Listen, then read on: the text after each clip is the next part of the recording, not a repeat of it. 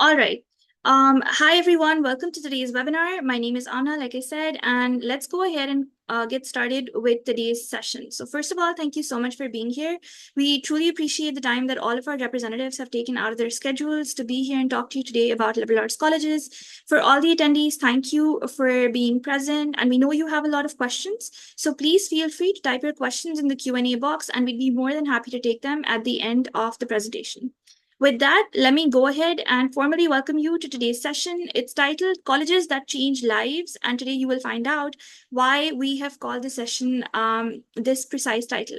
So today we have with us representatives from Centre College, Lawrence University, St. Mary's College of California, and St. Olaf College.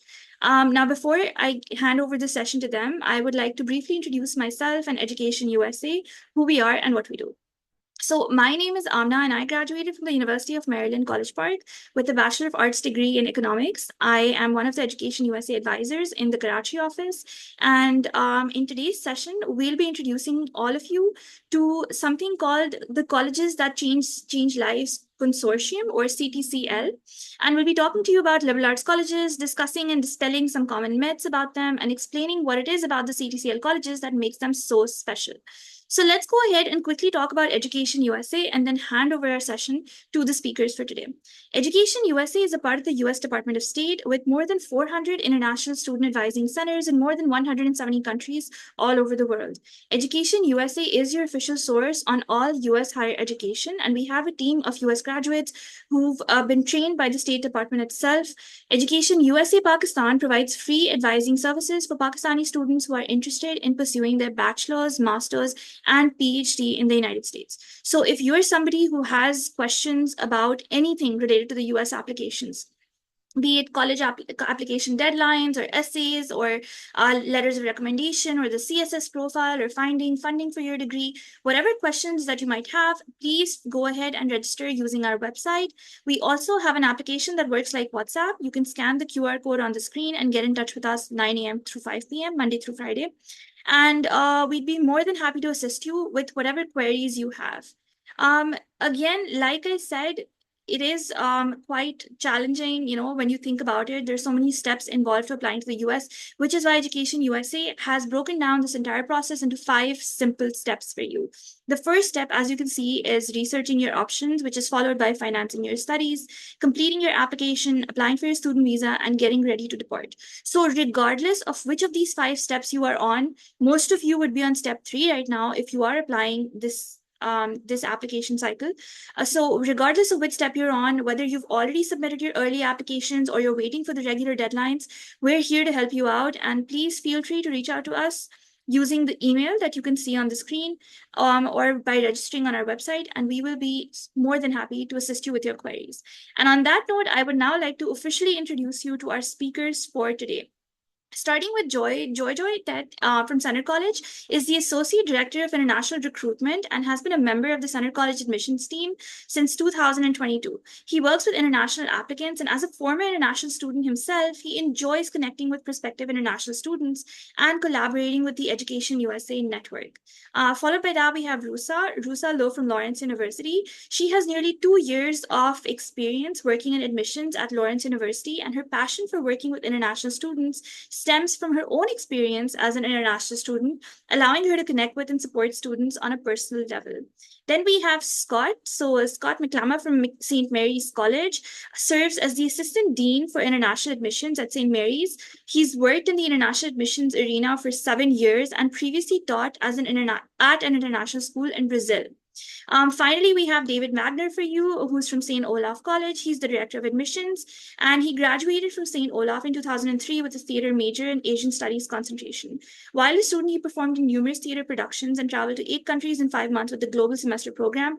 And as the Director of Admissions, David oversees the daily operations of the admissions office and directs the efforts and energies of the staff from recruitment to selection to enrollment.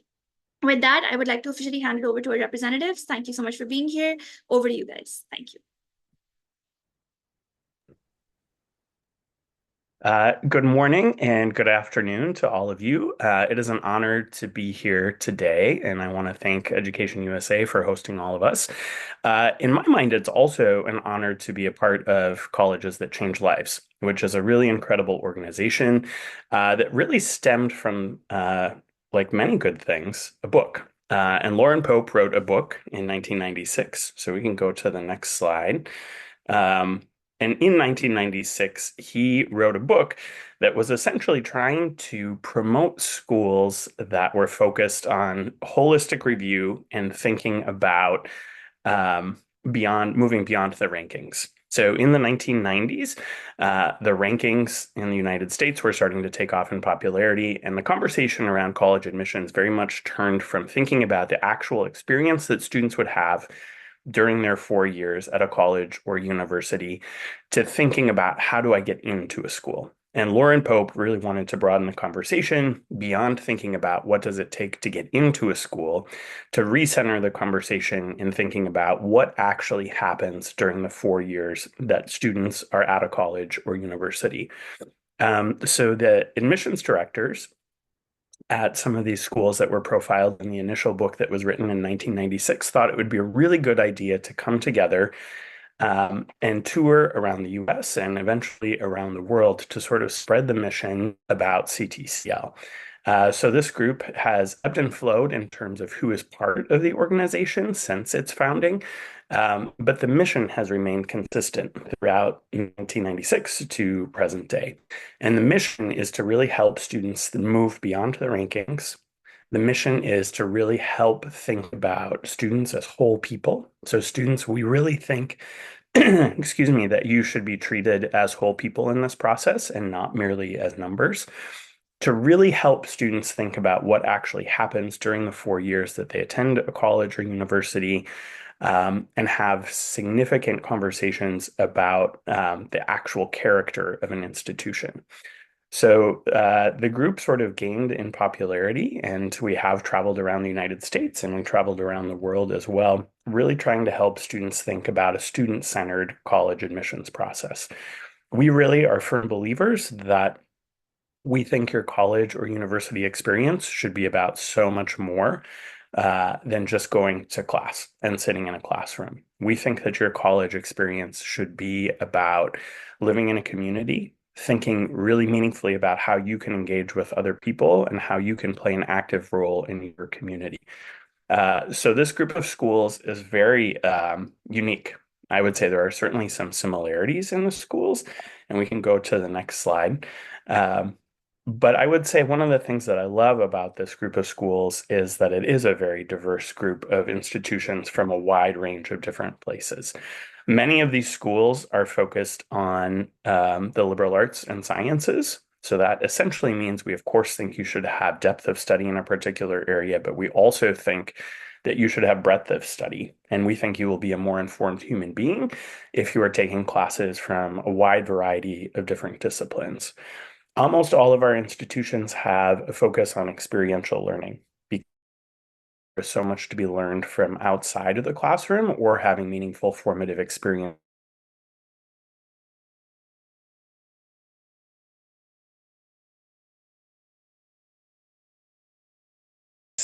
Types of experiences really broaden your education and also really provide meaningful opportunities for reflection for you throughout your 4 years.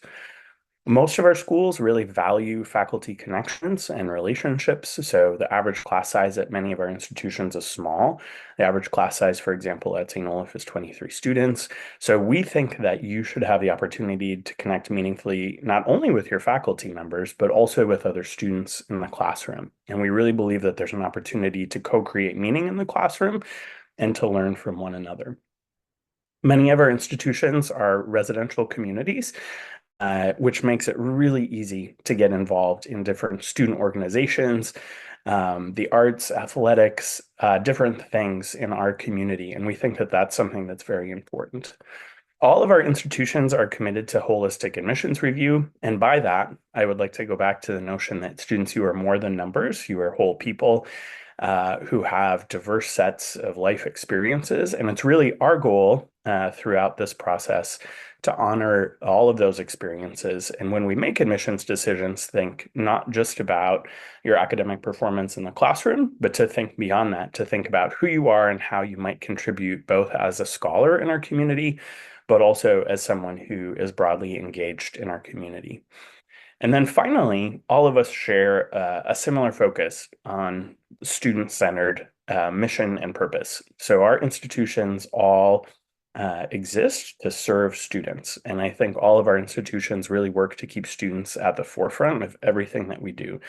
So students, you can rest assured that if you come to our institutions, there is so much support for you to be successful, whether it is academic support, social emotional support, career support.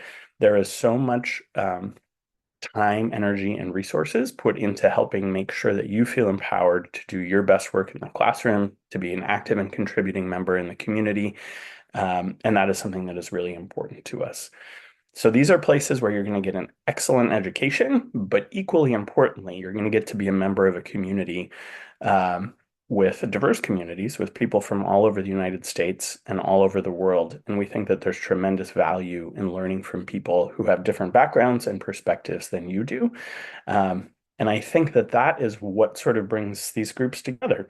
We think that you should have formative experiences in your 4 years, and ultimately, we think that that can change the trajectory of your life. And with that, I will turn it over to my colleagues. Great. Thank you, David. As David mentioned, the student experience on campus is such a big part of your educational journey, being at college.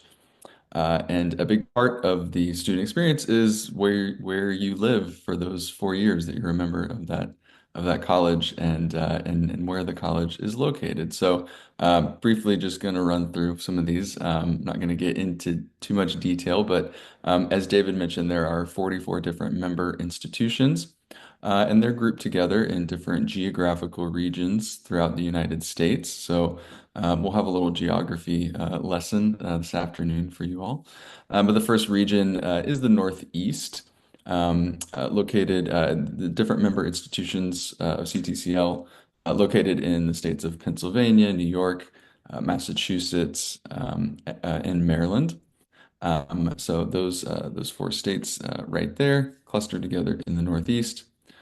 Next, we will go to the Midwest, where the majority of the CTCL institutions are located. So get all of those.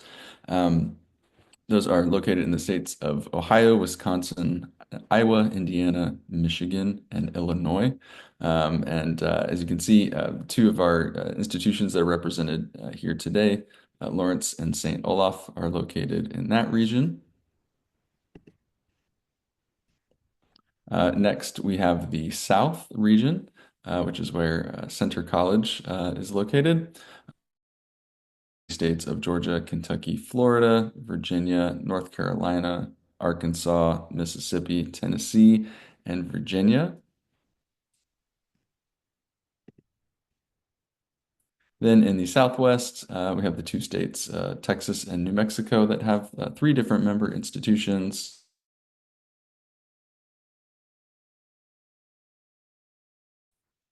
Out west, we have a few different institutions there located in the three states, Washington, Oregon, and the only member institution in the state of California, St. Mary's College. So as you can see, CTCL institutions are spread out all over the United States, covering those represent different climactic regions, different ways that we have different seasons. Some located near large cities, some in more rural or suburban areas. So there's really, that is one of the things that I think is unique among the different institutions. As David mentioned, there are a lot of similarities in the characteristics of them, but you do find uniqueness in some of the ways where they're located. And so I encourage you to you can dig a little bit more. You'll hear about where our institutions are specific for or located. But I do encourage you to dig a little bit more and see where some of our other institutions are located. But now I'm going to hand it over to my colleague Joy Joy, and he's going to help bust some myths for you, Saul. Thank you, Scott. Mhm. As Scott says, I'm going to bust some myths. So there are a lot of misconceptions and myths around what liberal arts colleges are, and like you heard from David, a lot of the CTCL schools are liberal arts colleges. So my job here this afternoon is to help dispel some of those myths. So starting with the first one. Um, Oftentimes, students think that they can only study arts and humanities at liberal arts colleges because the word arts is in the name, right? So that's simply not true. Yes, you can study arts, but uh, most liberal arts colleges, we just shorten our name to liberal arts colleges, but typically it's liberal arts and sciences colleges. We're not just art schools, though the art is in the name. The art here refers to the area of studies. And liberal arts colleges are great places to study STEM in addition to arts and humanities. So that's myth number one. Myth number two, it's unaffordable to study at private liberal arts colleges.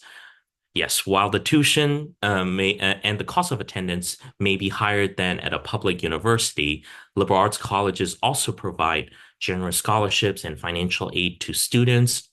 Scholarships and financial aid at liberal arts colleges are what makes the cost of attendance more affordable for a premier education at our institution. So once again, that's also not true, right? We try to help students offset some of the cost of attendance through scholarship and financial aid. Uh, and the last myth that we want to dispel today is liberal arts colleges offer limited academic and professional opportunities, and that is simply not true. You will see in a few slides why this is not the case. And but liberal arts colleges offer many meaningful academic and professional development opportunities for students, ranging from study abroad to research to internship. So students will have plenty of opportunities to engage in these type of meaningful activities and programs to help them develop not just as a scholar, but also as a global citizen. So, with that, we will talk about the benefits of a liberal arts education. So, there are many benefits of studying in a liberal arts curriculum. Education tend to be deeply personalized and they're customized for each individual student because at liberal arts colleges, we tend to serve a smaller population of students. You can expect a deeply personalized plans for your education and your academic journey. Your path is designed and tailored to meet your individual needs as a student and as an individual.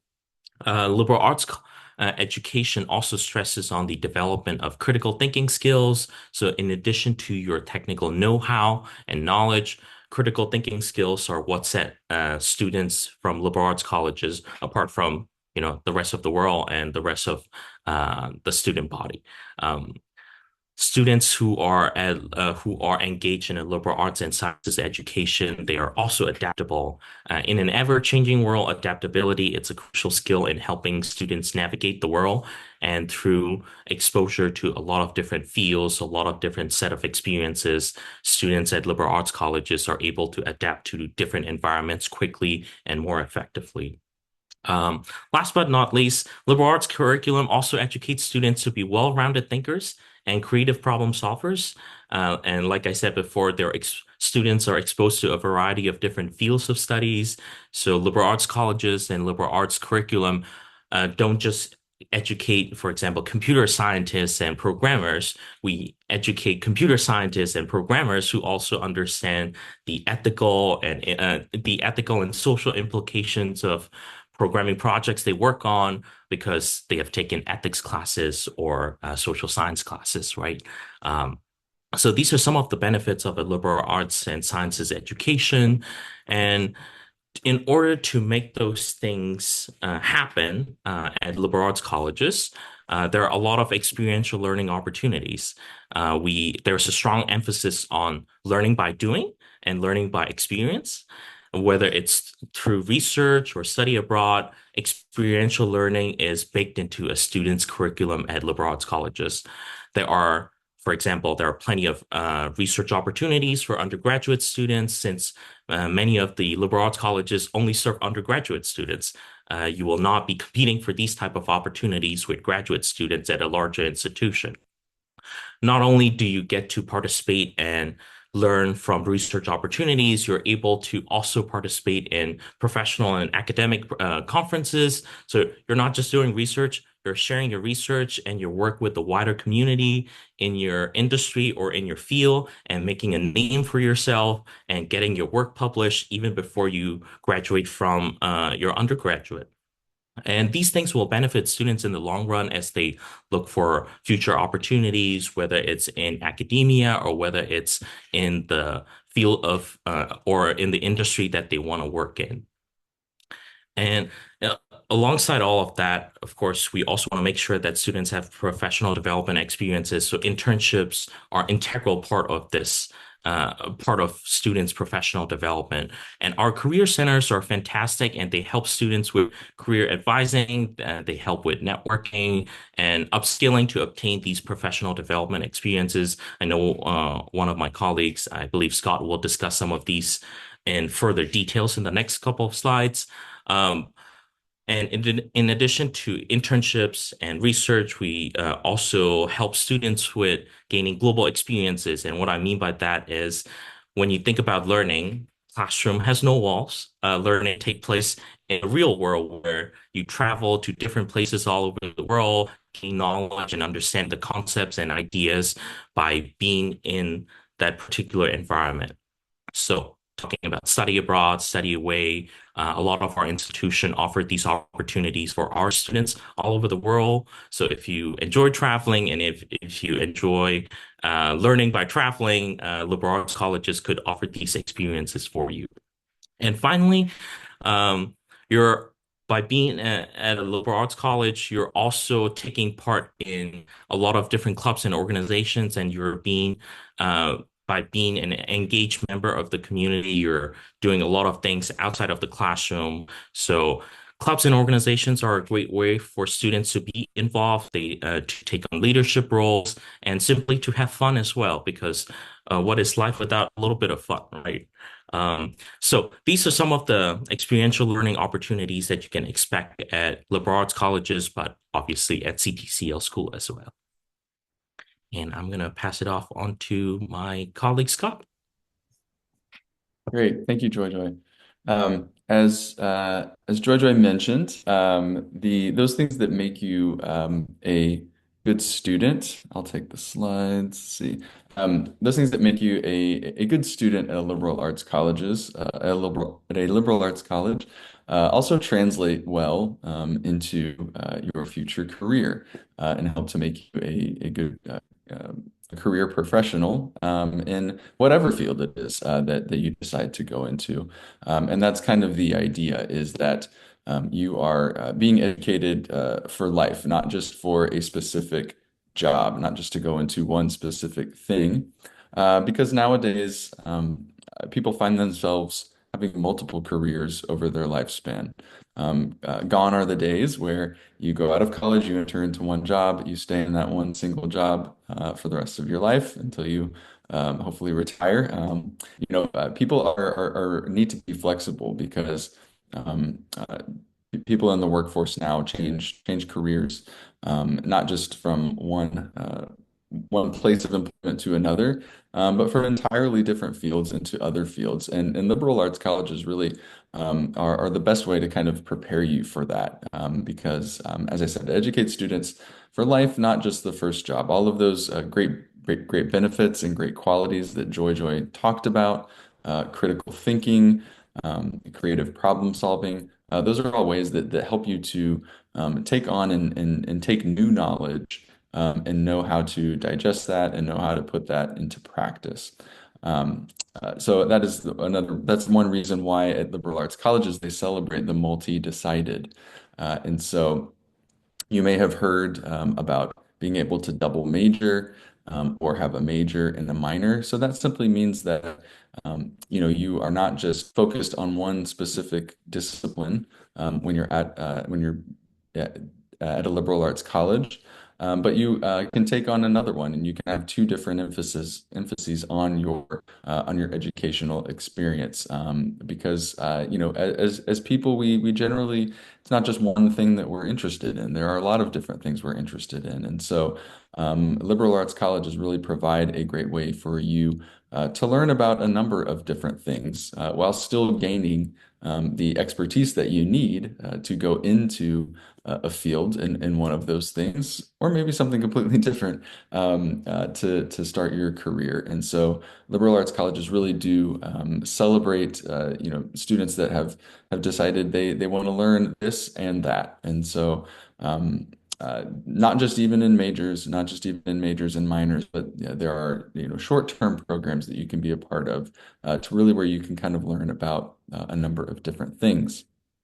Which is also why liberal arts colleges encourage exploration and finding interdisciplinary connections. And so what that means is, you will be taking courses for your major, but you will also be taking courses that are unrelated to your major, courses that seemingly may have nothing to do with your major.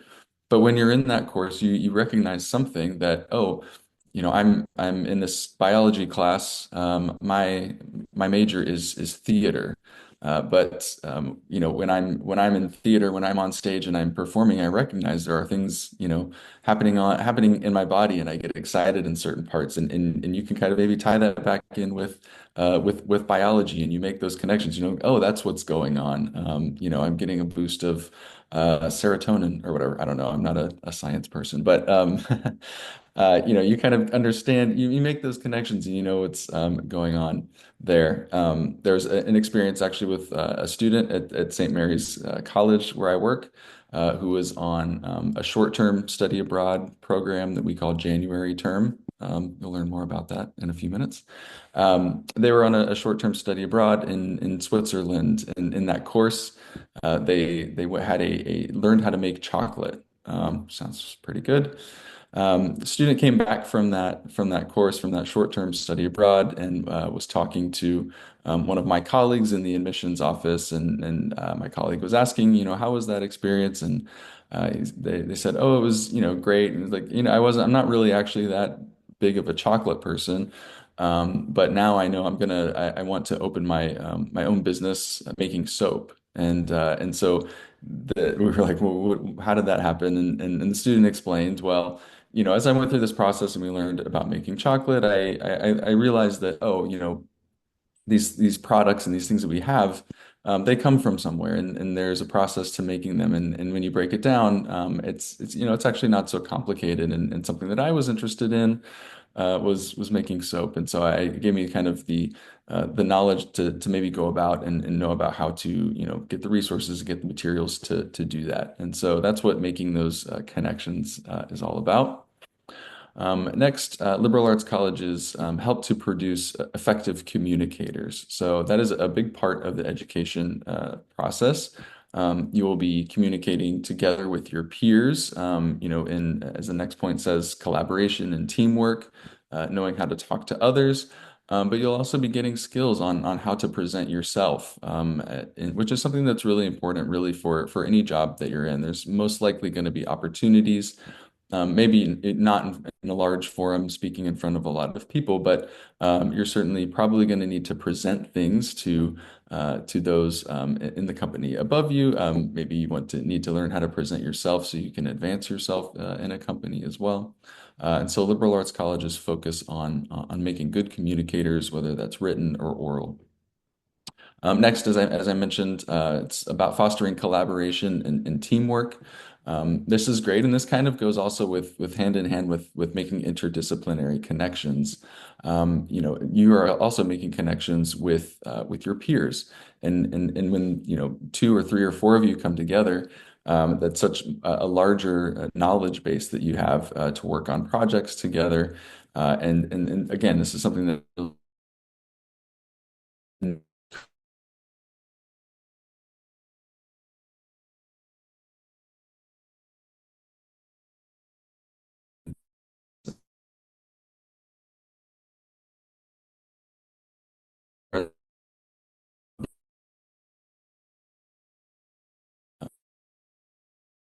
you're also learning the why and what are the best ways and the best practices of doing something, which is really important in the workforce, really important in our world in general. So next, I'm going to hand it over to Rosa, who's going to talk about the application process for liberal arts colleges. Yes, good afternoon on my behalf as well, everybody. Thank you for having us and thanks for participating. So I wanted to take a moment and talk about a student-centered application process, which is also something that is common to the CTCL colleges. But first, I kind of want to dive into the whole application process of applying to the United States. Many students often know about rankings in the US. I'm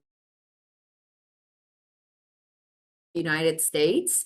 And it's a question that I often get at college fairs as to like where Lawrence kind of falls within those rankings.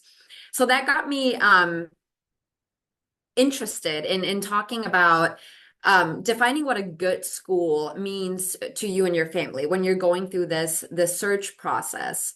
For example, the rankings.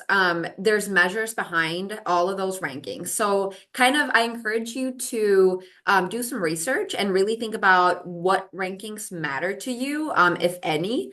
And thinking about your learning style and what you want out of that college experience. As all of my colleagues have pretty much mentioned, CTCL schools have so much to offer. And we want you to focus on the 4 years at college rather than kind of the list of schools that are in the top 50 or whatever rankings you might find.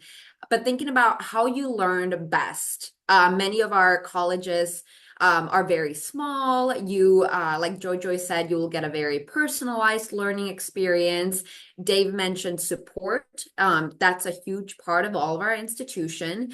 So thinking about what you need from your college, what you need in the classroom, and what you will need beyond the classroom. Those are some things that I encourage you to think about as you go through the search process. But if there's one thing that I really, really want you to remember out of this webinar is that many of our schools have a dedicated person to help international students apply. So I'm sure many international students around the world kind of have that misconception that US applications are always just really confusing and difficult, which might be the case as in they're very different from the rest of the world, the application process to the US. But please reach out for help. We're all here for you. We love working with international students. So take advantage of us helping you and being a resource. EducationUSA is a great resource as well, but then individual colleges might have different requirements in their application process. Maybe there's a supplemental essay, or maybe the way they're requesting financial information from you varies. So make sure that you reach out to your admissions counselor. Usually that information is found on the school website. So take advantage of that because we love helping international students and we're here for you. Some of the, I guess, CTCL characteristics of the application process is an accessible application process. And what I mean by that is, again, kind of not making it super complicated. You know, we're here to admit, we're here to help you. So having the application process as user-friendly and as simple as we can make it. I know for Lawrence, our application is free. I'm sure that's also true for a lot of other CTCL schools. And then the other common characteristic is holistic admission review. And what that means is that we're not necessarily putting all of the weight of your application into your GPA or grades. While that's certainly something that we look at and consider, there's other factors that go into the review that we do. For example, what have you done outside of classroom? And many of us, I know for Lawrence, we look at a good fit student. And that is kind of a sometimes a little vague concept. But we truly want you to come to Lawrence and succeed, stay here for all 4 years and earn your degree while also, like Dave said, being part of a community, receiving a personalized experience.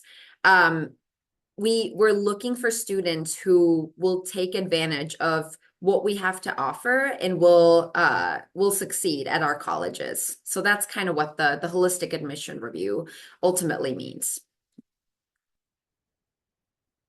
And with that, I will hand things over back to Joy Joy.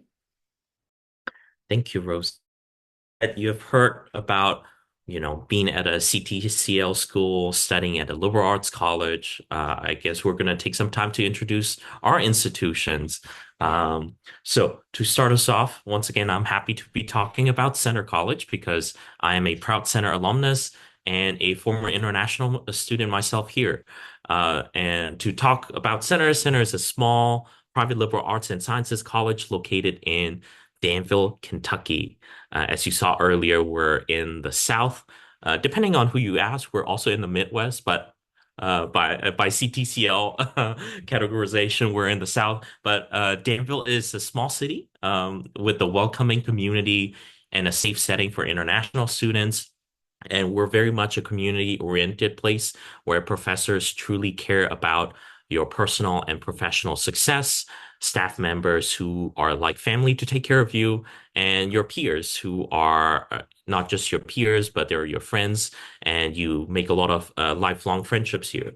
At Center, three things are guaranteed for all of our students. So those are things like mentor research and or internship opportunity, the ability to study abroad at least once or study away. We have several different programs within the US as well. And last but not least is to graduate in 4 years, because of course you have all these amazing set of experiences, but we also want to make sure that you graduate on time.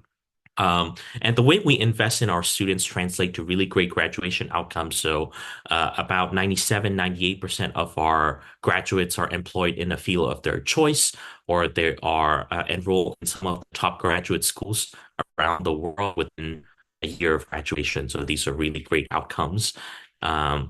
And in order to help international students navigate some of the cost of attendance, we provide generous merit scholarships up to $30,000 a year to accomplished students, and some need-based financial aid as well.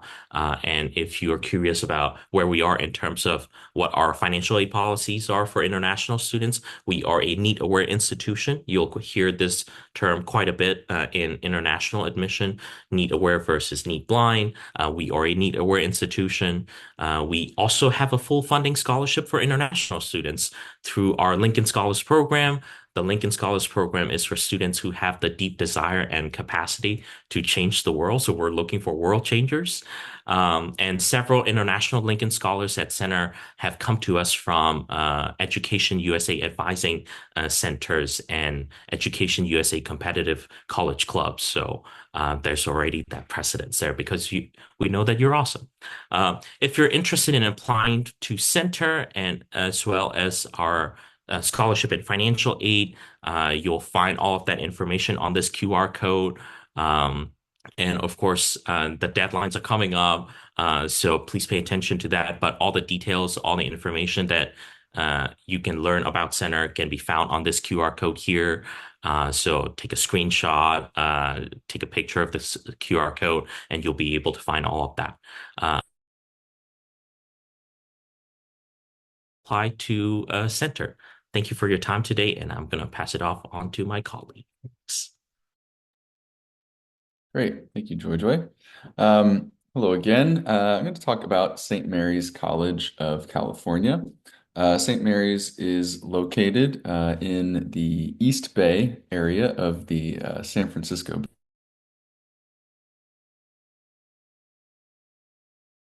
The East Bay town of Moraga.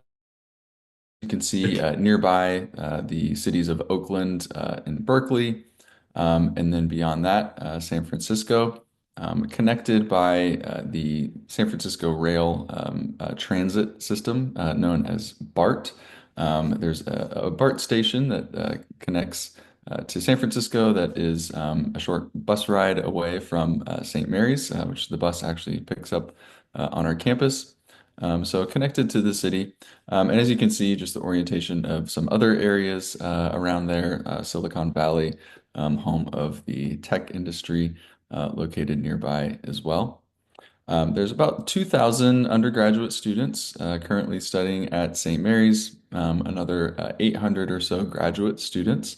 It is required for students to live on campus for the first year, but we have many students that choose to stay on campus beyond that, even up to 4 years. So, our students are guaranteed if they want to live on campus for all of 4 years of their experience. They certainly have that option available to them. St. Mary's offers about 85 different majors.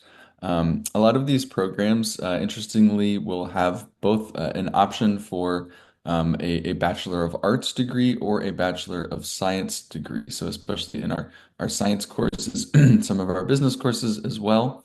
You have an option to go either Bachelor of Arts or Bachelor of Science, and the difference between that would be the Bachelor of Arts is going to be maybe kind of the more well-rounded one. That was what you think of, and what a lot of the things that we talked about a traditional liberal arts college experience. It gives you the opportunity, yes, to specialize in a particular major, but also to really learn a lot about a lot of different other things. Whereas the Bachelor of Science still gives you that liberal arts college experience, but it is going to be maybe more intensive on that specific subject that you're studying. So even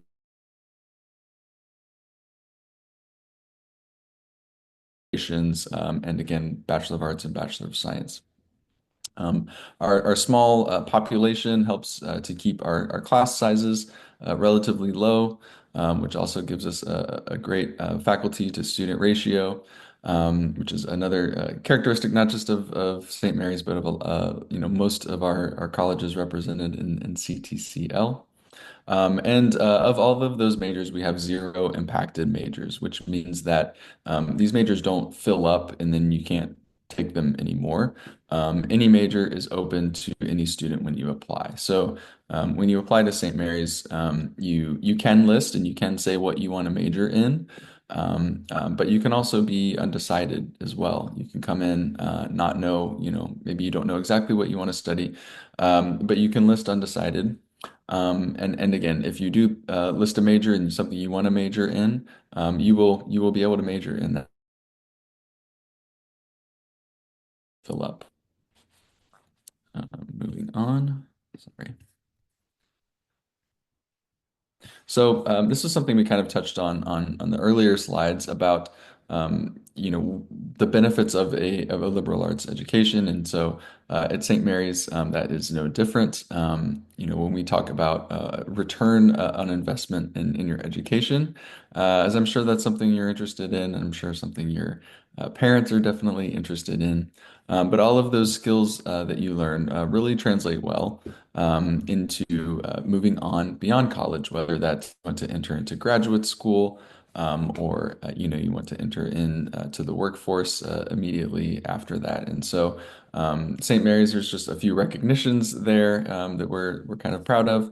But really, if you're interested in more and want to know some real student stories, which are definitely even more important than any rankings, I'd be happy to follow up with you about those if you want to contact me.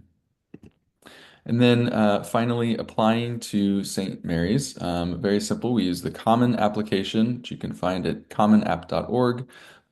Submit your high school transcripts, proof of English proficiency, a few ways that you can demonstrate that, and then some optional materials if you wish to submit those as well.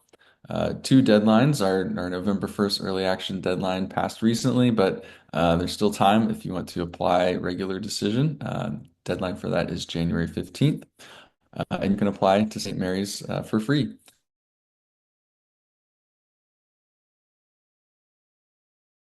Now I'm going to hand it over to my colleague Rosa to talk about Lawrence. Thank you. All right. So Lawrence University, oops, one more back.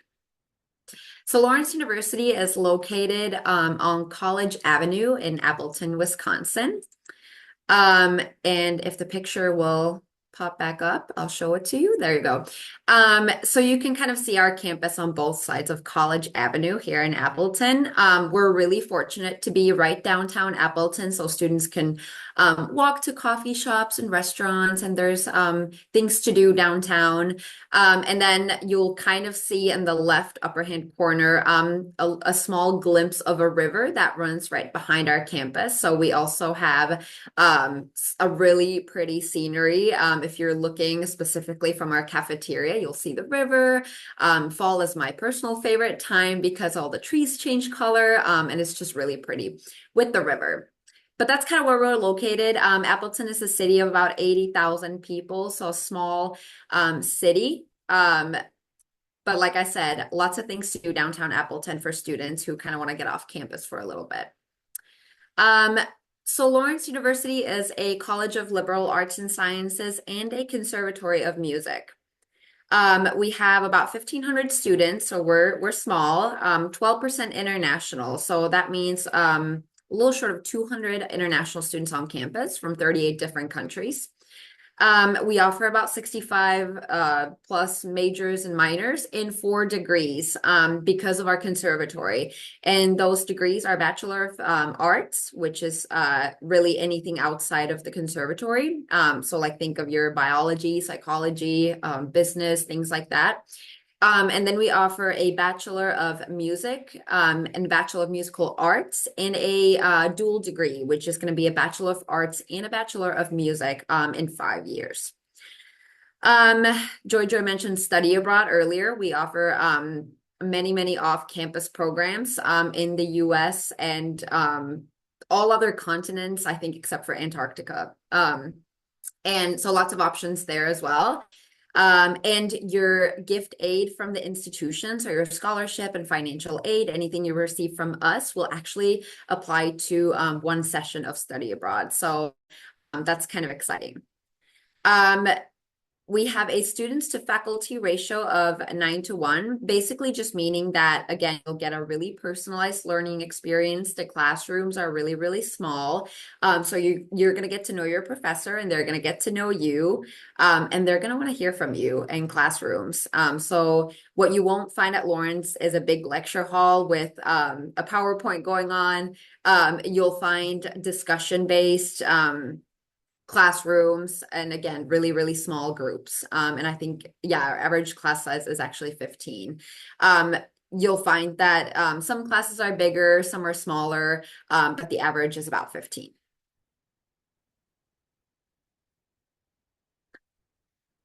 Here's some of the stats of life after Lawrence. 73% of our graduates are employed within 6 months of graduation.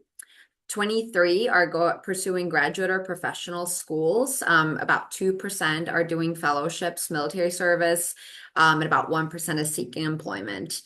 And what I really want to highlight on this slide is that our graduates are extremely well prepared for the life after Lawrence through the experiential learning opportunities that they'll have at Lawrence. Like I mentioned, study abroad. We also offer research. And I should also mention that we are only an undergraduate institution, so we do not have graduate studies here on our campus. But we do offer research. Most of our students will complete an internship at some point of their college career. So those are all of the things that will prepare you for life after Lawrence. And I want to be mindful of time, so I'll keep my piece really short and sweet, but I do have, one more, sorry. I do have a QR code where you can find our website, so you can learn more about the application deadlines and application requirements. But what I will also mention lastly is that we also offer merit scholarships up to about half the cost of attendance, which is estimated at $74,600 per year for international students. And also we offer financial aid for international students. Let me see if I can get this slide. Oh, it keeps skipping. I will just put the website in the chat and I will let Dave talk about St. Olaf. Thank you. Thanks. Friends, I'm back. St. Olaf College is located about 45 minutes south of the Twin Cities of Minneapolis and St. Paul, which is a metropolitan area of about 3.5 million people. And there is a very large international airport with direct flights to both Asia, Europe, Central, and South America. So it's very easy to get to. We are in the same town as Carleton College. So there are two liberal arts and sciences colleges that are essentially 1 mile apart. Which means that in a town of 20,000 people, there are students coming from all over the US and all over the world to live in Northfield, Minnesota. I will go to the next slide. Fellow presenters, I thought I had learned how to do this. There we go. Whoop, too fast. At St. Olaf, we have about 3,000 students. So we're kind of a big or small liberal arts college at St. Olaf. About 10% of our students are international students, and they are coming to us from over 100 different countries around the world. So students, if you are really interested in living and learning in a truly international community, this is a really wonderful place to be. You can also see that we draw heavily from all over the United States. We have a big academic program at St. Olaf, and we have about 85 different majors at the college. 95% of our students live on campus for all 4 years. So we very much believe that this is a place where you get to come and live and learn in community. There's over 200 different clubs and student organizations. If we have anyone who is interested in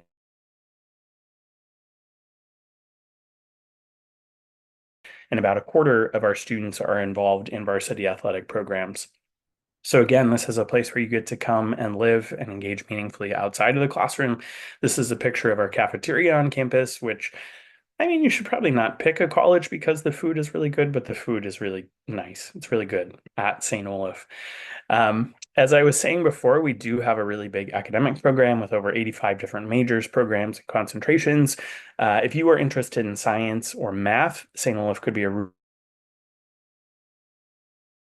any given year majoring in biology, chemistry, math, physics, or psychology. So those are huge programs at the college.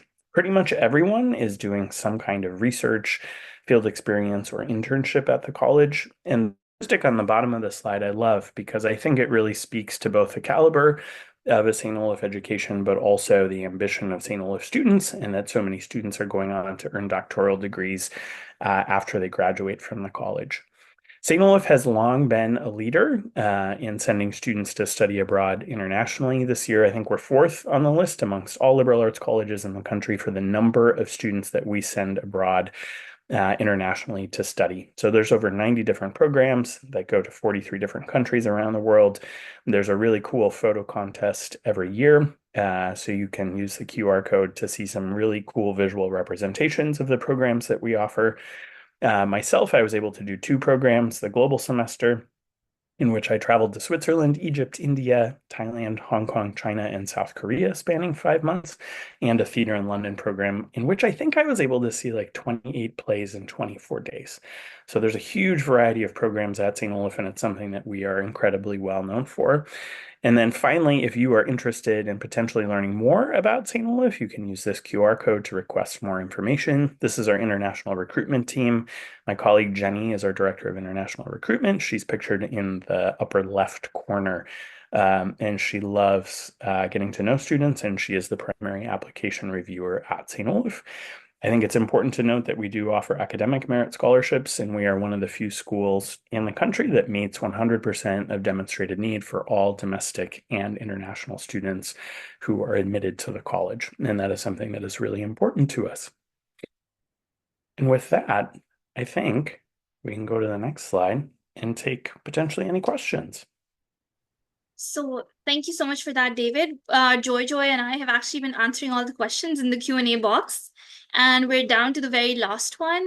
The two most popular questions that we got were, are there any postgraduate programs and scholarships available at the CDCL colleges? So do you want to answer that? I think we had 5 different people ask the same question. PhDs, masters, fully funded, so on and so forth. Yeah, I'll just say it kind of depends on institution. As you're listening to the presentations, some of our institutions, like St. Mary's, do have graduate programs. Some of them, like Lawrence, don't. So yeah, you'd have to kind of find out about the different institutions, but St. Mary's does have graduate programs. Okay, great. Thank you for clearing that up, Scott. And the other question that we had was, are English proficiency results required at the time of application? So do you have TOEFL or IELTS or Duolingo requirements? Yeah, I mean, we can go Yeah, down sure. the line for each of our individuals, but St. Mary's does require that at the time of application. It's not necessarily on the application deadline that's listed there. That's just for the application itself. You can submit those later, but to be admitted, those scores are required. All right. Would anybody else want to weigh in on that as well? Are the English proficiency results required at the time of application? David, Rusa, Joy, anybody? I think for most institutions, it will be due at the time of application or shortly thereafter. And then the minimum requirements will probably very much differ from school to school. And you can do some research on the websites of our institutions to see what that minimum requirement might be for all of the different types of English language proficiency exams that are available. Perfect. That does bring us to the end of the questions. Thank you so much, everyone, for being here today. Once again, we truly appreciate all the time that you took out and for coordinating across different time zones in the United States and being patient with the internet issues that we were experiencing today. We truly appreciate all the information that you shared with our students. And I genuinely hope that the students in the audience will benefit from the information that they learned today. If you have any particular case-by-case basis questions regarding your own personal profile, please email us at karachi@educationusa.org, and we'd be more than happy to set up a one-on-one advising appointment with you via Zoom. On that note, I would just like to thank everybody once again for being here. I hope you have a wonderful day, and I hope to do more sessions in the future as well. Thank you. Thank you. Thank you. Thank you, everybody.